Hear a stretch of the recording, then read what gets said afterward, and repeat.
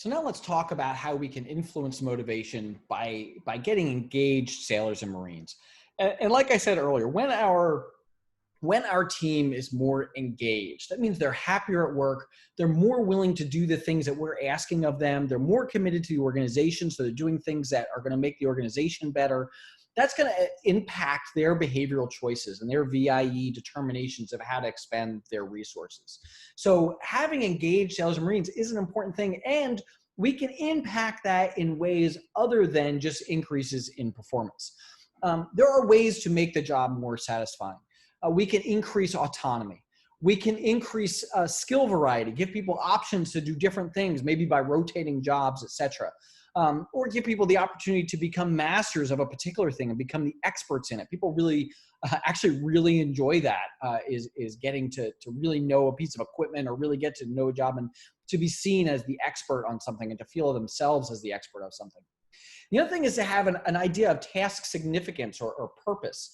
And some of that is having a final product at the individual level. So it can be tough when you're just working on a thing, but you don't really understand how that's a final thing, right? So sometimes it's nice when you get done, whether it's a project or a particular maintenance thing that you're working on. It's nice when it's done.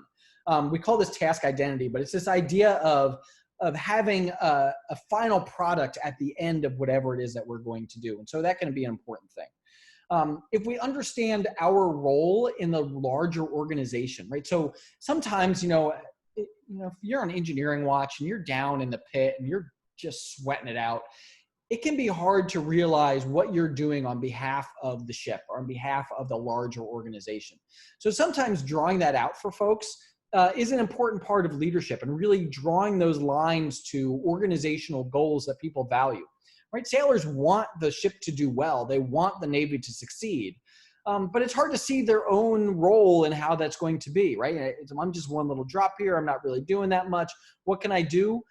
This is a place where, as a leader, we can help people to understand the importance of their role and to give them purpose in that way.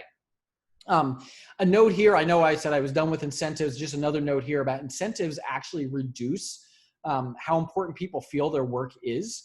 Because and this is a weird psychological phenomena that occurs, that people, when you give someone a reward for something, like a tangible reward, like a cash incentive, they tend to view the work as less valuable, which actually reduces their sense of purpose.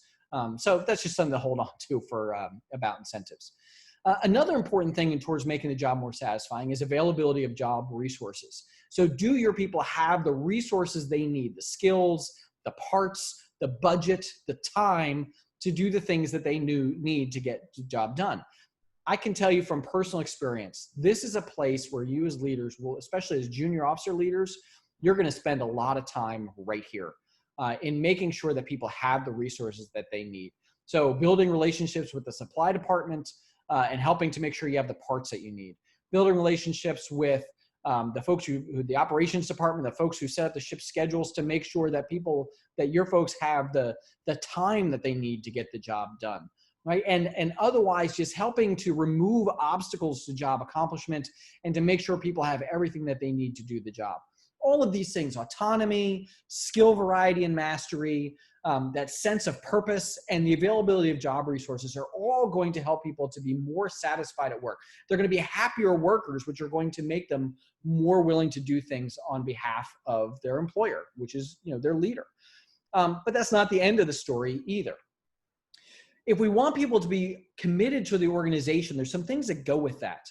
One is that the organizational mission needs to align with their individual values. Now, this is an advantage that maybe we have in the military, where a lot of people join with this idea of valuing service and doing something on behalf of their country. And so that's a useful thing where the organizational values do line up. Sometimes, though, we can get into situations where our organizational values don't align with someone's personal values. That's going to make them less dedicated to the organization and less willing to be committed to the organization. Another part of this, and a big part that we can do as leaders, is to make sure that the policies and procedures of the organization are ones that people can be committed to make sure that people are treated with dignity and respect, so that they can be more willing to feel like they're part of the organization and be willing to be committed to the organization. We want to make sure that policies and rewards that are in place are fairly distributed. Now, look, this doesn't mean we never punish people. This doesn't mean that everybody gets a prize. What this does mean is that the rules around punishment, the rules around rewards are transparent, everybody understands them, and they are fairly and equitably distributed. When people feel like the reward system is unfair, when people feel like policies are being unfairly enforced, when people feel like they are being unfairly punished or treated, this makes it hard for them to be committed to the organization. So this is another big part of our job as officers, is to make sure that we are building an organization that people can be proud to be a part of so that they can be willing to be a part of it. And finally, this willingness to work on behalf of the leader. And look, this is something I think is valuable to a lot of people. It's something they're familiar with.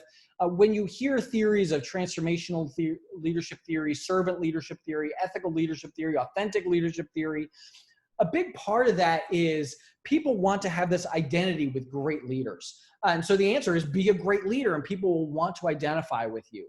Part of this is a matter of building trust in believing in your vision and that you have a vision and believing that your goals align with their goals. That's all what this is all about. And so people are going to be willing to work on your behalf when they see you as a visionary, special leader that they can follow. And that's really where these kind of newfangled theories of leadership, transformational leadership, et cetera, really make their money here, is on making the leader someone who the followers are willing to follow.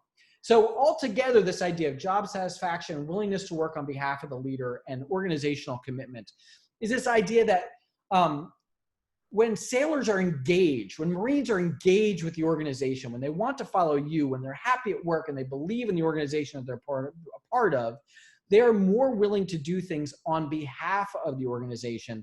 And that then is going to increase their behavioral choices towards what we want them to be doing.